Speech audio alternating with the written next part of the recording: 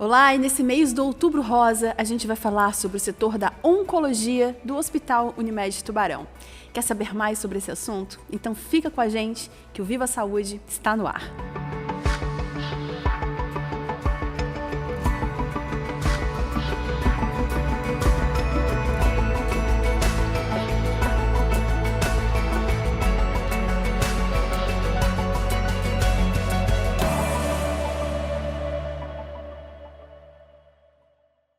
E em nome da Unicred e da Maria Rocha, hoje eu recebo aqui a Vanessa, ela é enfermeira oncológica, e também a doutora Heloísa, que é oncologista.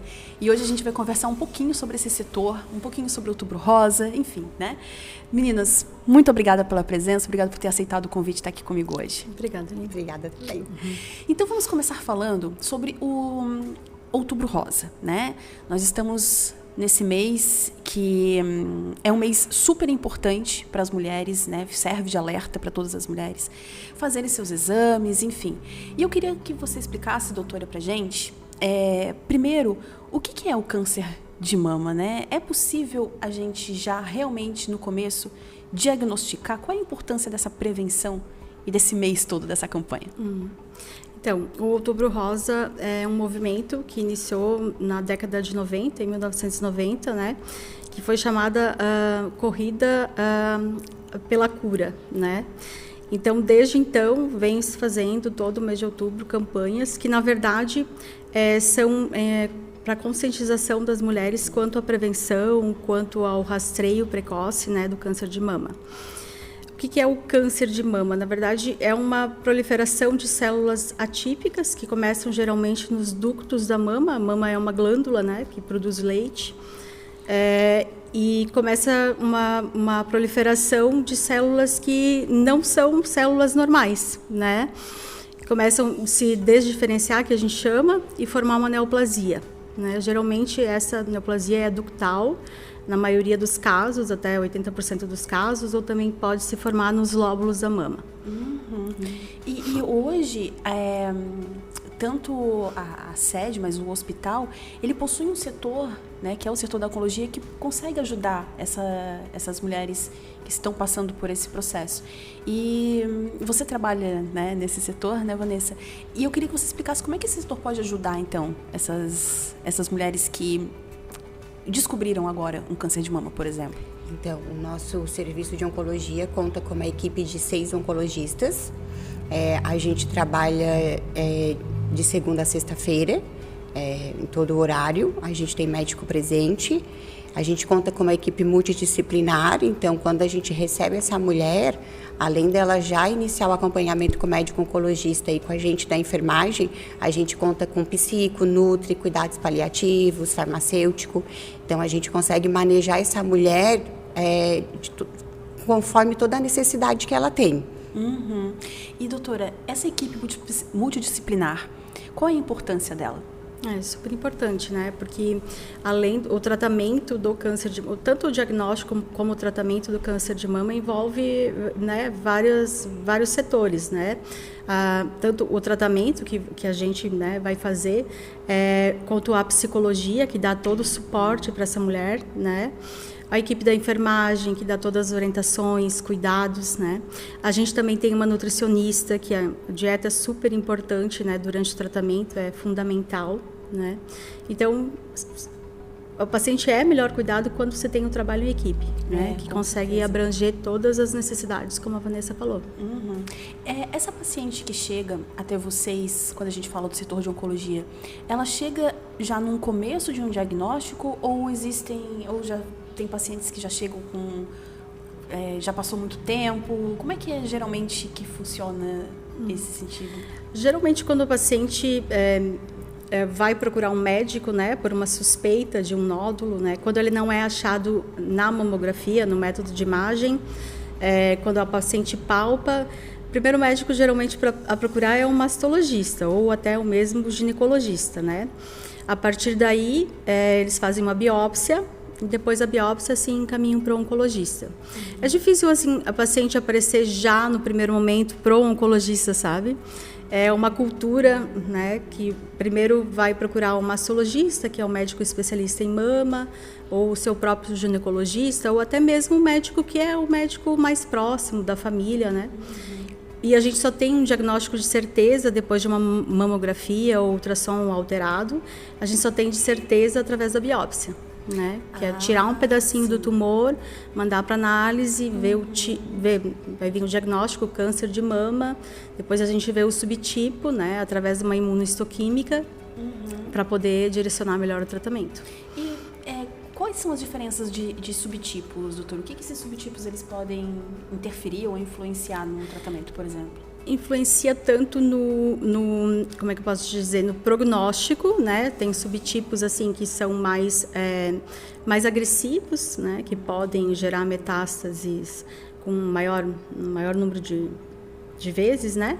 E também no tratamento, na escolha do tratamento, né? A imunohistoquímica, ela dá se aquele tumor tem um receptor de hormônio positivo, se tem um HER2, que é um outro tipo de célula que a gente vê na membrana celular, se é positiva, ou se é um triplo negativo, quando não expressa receptor hormonal e nem HER2, né? Então vai mudar todo, assim, a situação de eu encaminhar já para uma cirurgia primária, né? Ou de eu começar uma quimioterapia antes, para tentar diminuir aquele tumor, aquela lesão da mama, para poder fazer uma cirurgia mais tranquila e mais conservadora, né?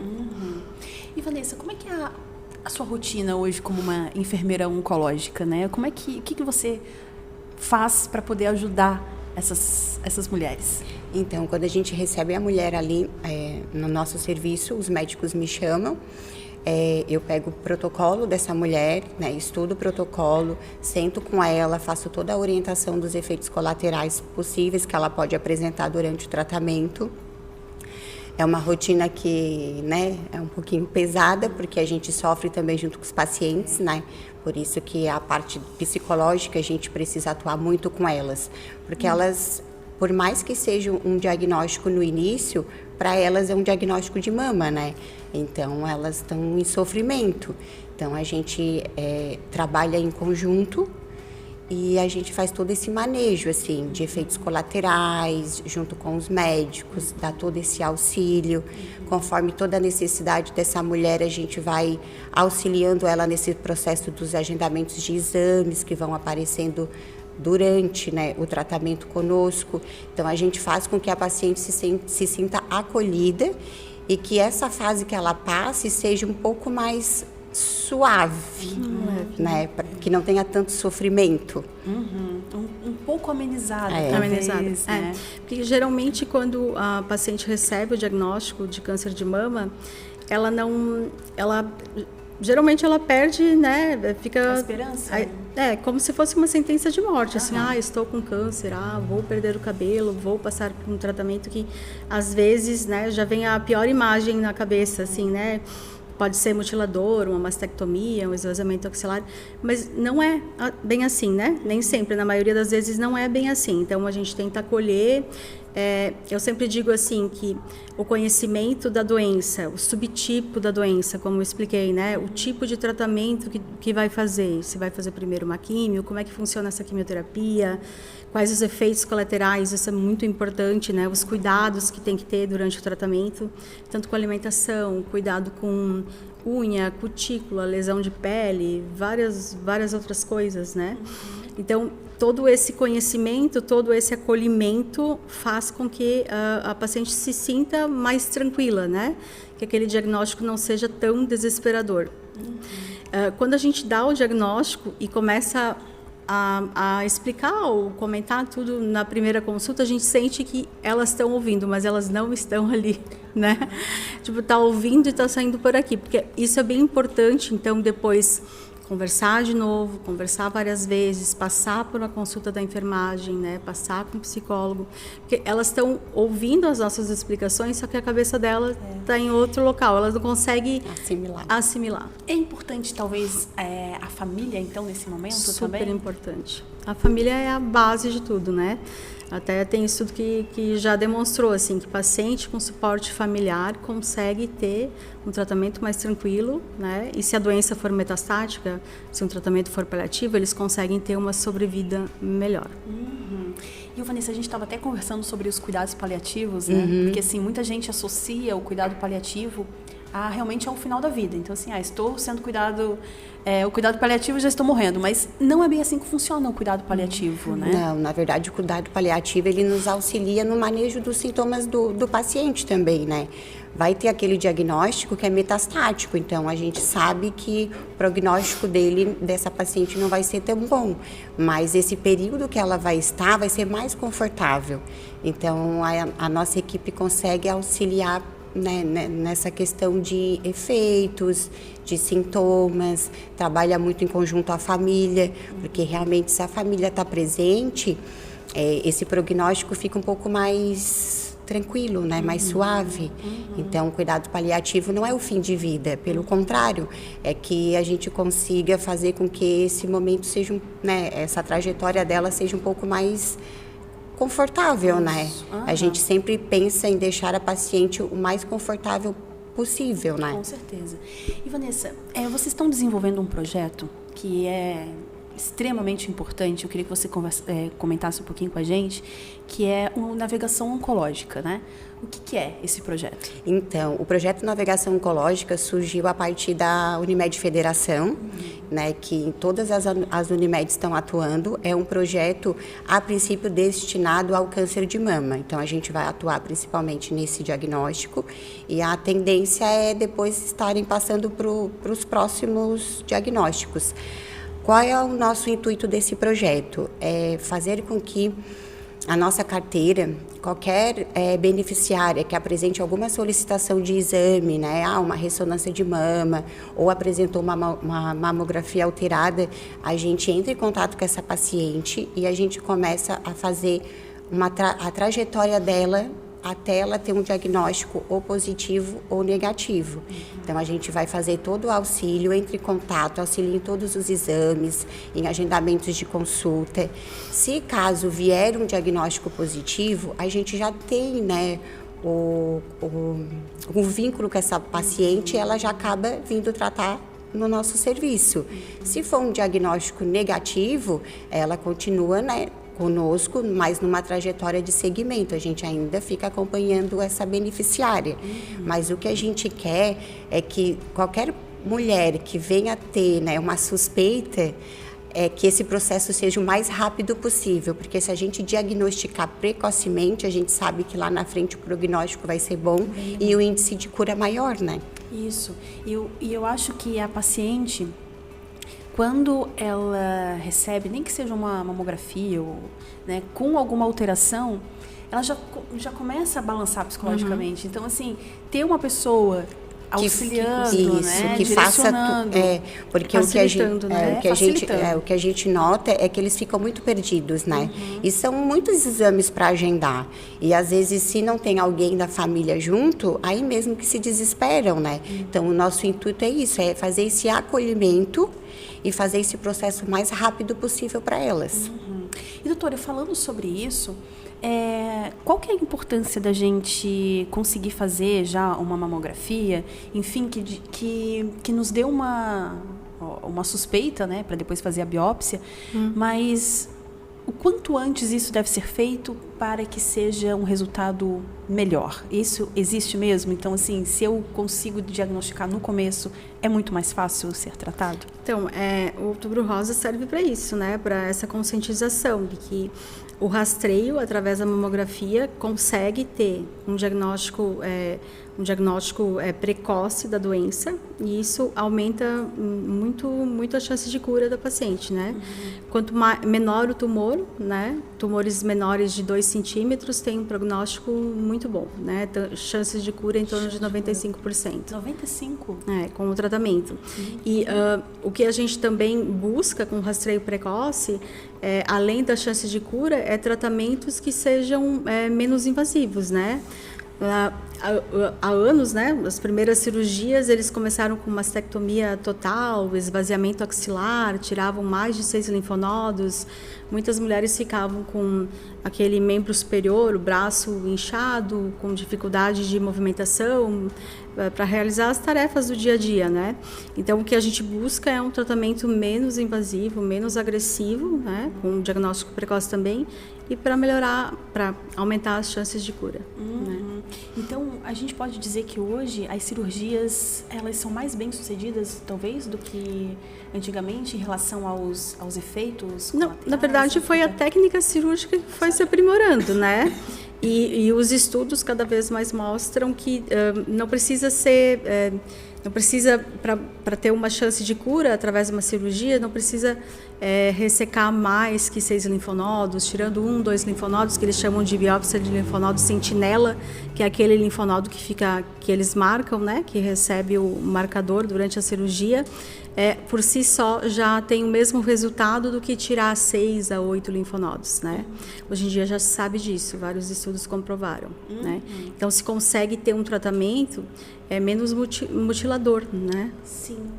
E doutora, existe uma relação, se eu apresento algum nódulo numa mama, eu preciso necessariamente apresentar na outra? Pode apresentar só em uma? Não geralmente o câncer de mama ele é unilateral. É unilateral. Difícil o caso que acontece nas duas mamas, né?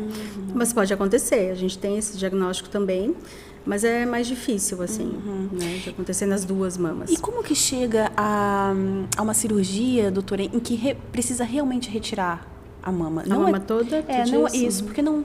Eu queria que você explicasse isso, assim, porque às vezes, o câncer de mama, então vou ter que tirar minha mama. Não necessariamente, né? Não necessariamente, né? Nesses subtipos mais agressivos, que seriam o HER2 positivo e o triplo negativo, geralmente tumores acima de 2 centímetros, a gente já começa a quimioterapia antes de operar, para tentar reduzir o tamanho desse tumor, né? E conseguir ter uma cirurgia, por exemplo, tirar só um quadrante, um setor da mama, né? E manter a mama da paciente, né? Tá. Para fazer uma mastectomia total, tem que ser um tumor muito grande, ou a paciente às vezes tem uma mama pequena, o tumor nem é tão grande, por exemplo, 3 centímetros, mas a mama é pequena, talvez não ia ficar, né, proporcional, assim, né? Fazer um setor ia ficar com a mama muito pequena e acaba-se, às vezes, optando por uma mastectomia. Né? Mas, geralmente, o setor da mama é o que mais tem sido feito, né? E com essas pacientes, esse trabalho também é diferente para uma paciente que precisa tirar a mama? Vocês percebem, assim, que um paciente que às vezes faz um tratamento X e um outro que precisa passar por uma cirurgia que realmente precisa fazer uma mastectomia. É também uma conversa diferente com essas pacientes? Geralmente, assim, o que se tem, elas pensam que, vou tirar a mama toda para garantir, né, que saia tudo, né? Mais uma segurança. Às vezes elas até recebem bem a mastectomia, que é tirar a mama toda, às vezes até melhor que tirar só o setor, porque elas querem garantir. Aí eu tenho que explicar, muitas vezes, não, tirando só o setor, só ali onde está o tumor, né, vai ser o suficiente para a doença não voltar, para a senhora ficar curada, né, mas eu não vejo muita diferença entre esses perfis. Até porque tem algumas mulheres que acabam tirando até a outra contralateral, por vontade própria, né? Por uma garantia maior. Mas a indicação mesmo, né, para fazer mastectomia bilateral é quando se tem alguma mutação, né? Mutação genética, que aí tem um risco maior de desenvolver câncer de mama ou de ovário. Aí a gente chama de mastectomia profilática.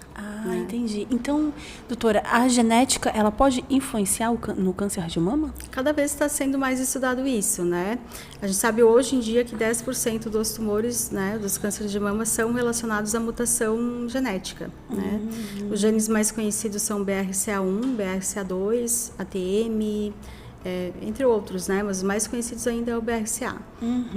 E fora a questão genética, o que mais pode influenciar que hoje a medicina conhece? Muitas coisas a gente não tem explicação, né? Mas algumas coisas podem ser um indício, assim, de não estar se cuidando adequadamente para ter... Na verdade, os fatores de risco, né, que a gente estuda, assim, clássicos são sobrepeso, obesidade, né? O sedentarismo cada vez mais está sendo ligado, sobrepeso, obesidade, sedentarismo a vários tipos de câncer, né?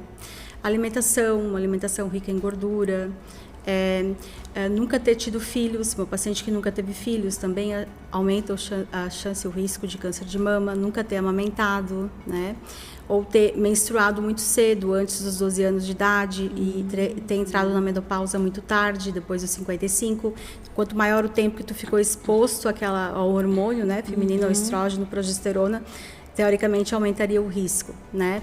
Reposição hormonal, então terapia de reposição hormonal para as pacientes para as pessoas que entram na menopausa, né? Acima de 10 anos já tem um risco associado, né? O uso prolongado de anticoncepcional também está associado, entre outros fatores, né? São vários fatores ambientais, né? Sim. A idade por si só, né? O câncer, ele vai aumentando a incidência com a idade, depois dos 50, 55, 60 vai aumentando a incidência. Pode falar, doutora. Apesar de que hoje em dia a gente está vendo uma incidência, né, aumentando também em pacientes jovens. Talvez por todos esses fatores, né, ambientais, o estilo de vida. As mulheres estão esperando muito tempo, né, por causa da vida profissional para ter filho, né? Então, uma gravidez depois dos 35, por exemplo, uma gravidez mais tarde também seria um fator de risco, né? Todas essas alterações hormonais, né, que acontecem no corpo da mulher. E, doutora, você percebe que pode estar aumentando os casos, ou talvez as mulheres estejam procurando o tratamento, ou você acha que ainda está igual como a incidência, infelizmente, está aumentando, vem aumentando, né? Esse ano foi projetado em torno de 74 mil novos casos para 2024, né? No mundo, 2 milhões de mulheres. De mama, só de mama, né? E, então, infelizmente, a incidência ainda do câncer de mama está aumentando. Diferente do câncer de colo uterino, que a gente nem tocou aqui, né? Mas por ser outubro rosa, eu acho que vale a pena lembrar. Que vem diminuindo por causa da vacina, né, contra o HPV, já se vê uma redução na incidência. Interessante, porque a gente sabe que essa vacina do HPV, ela é importantíssima, mas muitas pessoas ainda têm o receio, né, geralmente de vacinar os filhos, a filha, né, por um tabu, né, doutora? Tabu. Foi uma onda assim que surgiu, né, de dizer que vou vacinar meu filho, então tá liberado para a vida. Não é assim, né? Não existe isso assim, né? A gente sabe que o HPV, mesmo os subtipos de menor risco ou de maior risco, eles estão disseminados, né, na população. A gente não sabe com quem vai se relacionar ou com, né, que possa ter subtipo, por mais que talvez essa pessoa é limpinha, entre aspas, essa pessoa aquilo, não existe isso, né? E a vacina garantiria talvez até Sim, reduz o risco, assim, muito, muito, muito importante, a redução de risco. Qual é a idade, doutora, ideal para se tomar a vacina? Na rede vacina? Pública é dos 9 aos 14 anos, tá? Tanto menina quanto menino? No geral, sim. Eu acho que talvez a menina começa com 8 ou o menino com 8, mas dos 9 ao 14, assim, generalizando. E para pacientes imunocomprometidos, né, com HIV ou com alguma outra, transplantados, ou até mesmo pacientes no tratamento do câncer ou pós-tratamento do câncer, ela vai dos 15 aos 45, tá? Essa é a indicação na rede pública, tá? Lembrando que eu acho que, né, é importante tomar mulher até os 50 anos, independente da idade, poderia tomar. Mas se você tomou uma vez, por exemplo, se eu tomei adolescente, eu não necessariamente preciso tomar outra depois? Não precisa. Tá. Eu já estou... Elas são, na rede privada, elas agora tem a tetravalente, né, que são 3 ou 4 doses. Agora não estou lembrada. Tá. Primeiramente era 3 doses, agora eu acho que aumentou uma dose. Tá? Então, se eu imunizei, por exemplo, meu filho, minha filha com 14 anos, está imunizado. Está imunizado. Simples, né? Para evitar um transtorno tão grande. É verdade, muito grande. E, Vanessa, quando a gente fala sobre os exames, desses rastreamentos, enfim, quais são os exames hoje que são ideais, né, para se fazer? E eu queria que você falasse também sobre o voucher que as As mulheres, né, ganham, inclusive, no dia do seu aniversário para realizar a mamografia. E a importância desses exames? Então, o exame principal é a mamografia, né? Que é o que a gente atua muito na campanha do Outubro Rosa. Mas a Unimed, a gente começou uma campanha dos aniversariantes. Então, todos os aniversariantes vão ganhar um voucher, que essa mulher vai no nosso centro de imagem, realiza a mamografia. Essa mamografia ela é monitorada e, dependendo do resultado, a gente também faz todo o encaminhamento dessa mulher. Né? Se der alterado, a gente entra em contato com o gineco, que solicitou, ou o masto, faz todo o direcionamento dela. E, fora isso, se a mamografia não pegar algo, né, dependendo ali o BIRAD, se vir um BIRAD 0, normalmente a gente complementa com o ultrassom, porque às vezes são mulheres que têm a mama mais densa, que a mamografia não acaba pegando muito bem ali no momento do exame. Mas a base principal é a mamografia para rastreio. Sim. Mas essas pessoas que ganham o voucher, elas precisam ter uma idade. Né? Isso. Não são todas as mulheres. 40 a 69 anos. 40 a 69 anos. 69 anos. Então, se eu sou cliente Unimed daqui de Tubarão, tenho 40 entre 40 e 69 anos, eu vou receber no meu celular um voucher no mês do meu aniversário. Daí tu vai no nosso centro de imagem e realiza o exame. Gratuitamente. Gratuitamente, sem coparticipação. Ótimo. E, doutora, essa idade de 40 a 69 anos, né? Ela tem um porquê de fazer a mamografia anualmente? Anualmente, mas depois dessa idade? É porque a idade, na verdade, de maior incidência, né?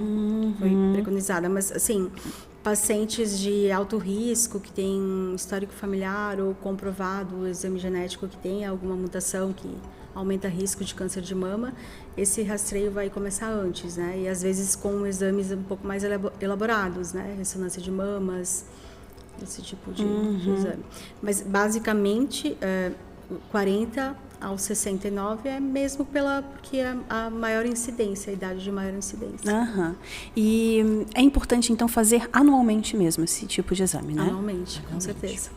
Porque às vezes, mas não estou sentindo nada, então não preciso fazer. Assim, geralmente as mamografias elas conseguem detectar lesões, né, muito, muito cedo, assim, lesões pequenas, que são as lesões de maior chance de cura, né?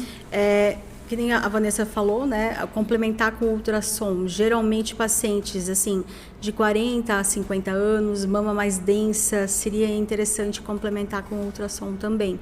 Mas isso daí o médico orienta, Sim, né? A gente orienta em consulta, assim, geralmente, né? E Vanessa, tu pode explicar pra gente quais são os tipos de, não aprofundadamente, mas quais são os tipos de tratamento que vocês realizam no setor da oncologia? A gente realiza o tratamento quimioterápico, endovenoso. A gente faz também toda a parte de quimioterápico oral. A gente atua com a parte de imunoterapia, que são as medicações mais novas, né, que estão mais na atualidade. A gente faz bloqueios hormonais, né, que são medicações realizadas subcutâneas. A única coisa que a Unimed não possui é a radioterapia, mas as nossas clientes acabam realizando no Nossa Senhora da Conceição, que abriu o setor de radioterapia, né, que agora está próximo da gente. Mas todo o tratamento que essa paciente necessita, a gente consegue fornecer no nosso serviço. E não necessariamente essa paciente ela vai passar por uma cirurgia, doutora? Não? Necessariamente sim. Sim. Quando se tem um câncer de mama, né, diagnosticado, o tratamento base é a cirurgia, né? Se ela vem antes, em primeira escolha, o front, que a gente chama, ela vai para a cirurgia, volta para nós, para a gente avaliar, né, o tamanho do tumor, se veio ou não linfonodos, que são gânglios linfáticos acometidos. A gente vai definir o tratamento pós-cirurgia. Alguns tumores mais avançados, que a gente chama de localmente avançados, tumores maiores que 3 centímetros, com axila positiva, linfonodo positivo, geralmente passam por uma quimioterapia antes, né, de operar. Mas a cirurgia é a base do tratamento, né? E doutora, pode ser que eu opere, depois de operado, né, eu faço o tratamento e estou curada. Né? Esse paciente ele ainda precisa ser acompanhado durante um tempo? Vocês continuam acompanhando? Durante muito tempo. Geralmente é um paciente que vai ser acompanhado sempre, praticamente, né? É só, na verdade, a frequência das consultas é que vai diminuindo ao longo do tempo, né? Sim. Independente do tratamento, nos primeiros 2 anos o paciente vai consultar de 3 em 3 meses, depois nos próximos 3 anos de 6 em 6 meses, após 5 anos anualmente e assim vai, né? A gente mantém sempre. O oncologista geralmente costuma ser o médico do paciente, né? Qualquer complicação, qualquer outra coisa, sempre se reportam ao oncologista. E é comum retornar, doutora? O câncer, ele pode vir em outra parte do corpo, mas na mama em si é comum retornar? Então, na verdade, isso vai depender muito do estágio clínico, que é quanto que esse tumor está avançado na mama, por isso que o diagnóstico precoce é super importante, né? Então, dependendo de como ele está avançado na mama, o tamanho do tumor, a presença ou não dos gânglios linfáticos, isso que vai determinar uma taxa de recidiva, que a gente chama, né? Essa taxa de recidiva também tem muito a ver ao subtipo tumoral, né? Se é um subtipo mais agressivo, alguns subtipos têm uma taxa maior de recidiva, né? Então, a taxa de recidiva vai depender basicamente do estágio clínico, quanto que esse tumor está avançado na mama ou não. Por isso a importância do diagnóstico precoce. Com certeza. Meninas, foi um prazer receber vocês aqui. A gente falando de uma campanha tão importante que é o Outubro Rosa, mas eu acho que nessa mensagem final a gente poderia falar também um pouquinho sobre, não é só em outubro que a gente precisa, né?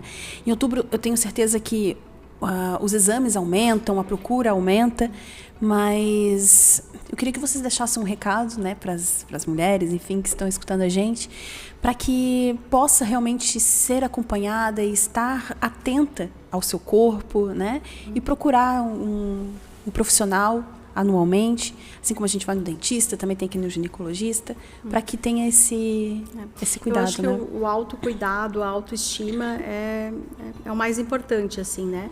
A mulher conhecer o seu corpo, saber que tem algo errado, né? Além de fazer os exames, né, anualmente, fazer, né, o autoexame é algo que é importante. A gente sabe que até 30% dos tumores eles podem aparecer entre uma mamografia e outra, né? Então é importante o autoexame também. Ele não substitui a mamografia, né?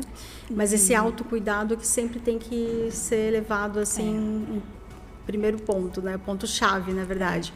E o principal que a gente vê é o medo. Eu não quero fazer, eu não quero, porque eu tenho medo que apareça, né? Então, se eu não posso fazer o exame, senão pode aparecer, então eu prefiro não saber. Não prefiro não saber, ou prefiro não me tocar. Assim, isso é o maior erro, eu acho, né? Porque tem que tentar entender que se for para aparecer, então que eu consiga ter esse diagnóstico precoce e curar, né? Então, muitas mulheres, elas veem a alteração, percebem a alteração na mama, mas não procuram um auxílio, um exame, um médico por medo. E depois você fica sabendo dessas histórias, doutora? Sim. Histórias assim de, às vezes, de 2 anos de evolução de um tumor, né? Que poderia ser pego lá no início, né? Ter tido sucesso total no tratamento, que acaba vindo bem avançado, às vezes até a mama ulcerada, com ulceração na mama, ou uma doença já com metástase óssea, pulmonar, no fígado, né? Que são os principais órgãos de metástase. E você, Vanessa, quer deixar então esse recado final para as mulheres que estão escutando a gente? Eu acho que seria bem isso, assim, é o autoexame mesmo e o nosso estilo de vida, né? Eu acho que hoje a gente tem tudo mais fácil, né? Os industrializados, as pessoas não querem mais praticar uma atividade física, mas a gente sabe que atividade física, uma alimentação saudável, não previne só um câncer de mama, várias outras doenças, né? Então, eu acho que a gente tem que ter um pouquinho mais essa consciência da importância, né, do nosso estilo de vida. E saber que não estão sozinhas, né? Que aqui em Tubarão, pelo menos, a gente muito bem, tem muitos bons profissionais, né? Então, sim, estamos amparados para que, se precisar, a gente tem a quem recorrer e tem certeza que vai ser o melhor tratamento possível, né? Que as mulheres possam ser acolhidas, né? Isso, totalmente. acolhidas, Meninas, então, muito obrigada. A gente se vê, né, por aí nos vídeos, em outros podcasts. Eu quero agradecer, então, muito a presença de vocês. Obrigada, Aline. Obrigada. E o Viva Saúde Unimed Tubarão fica por aqui. A gente agradece a sua companhia. Quinta-feira que vem, às 20h30, a gente tem um novo encontro pela UniTV e também pelas plataformas de áudio e vídeo da Unimed Tubarão. Eu espero todos vocês. Até mais.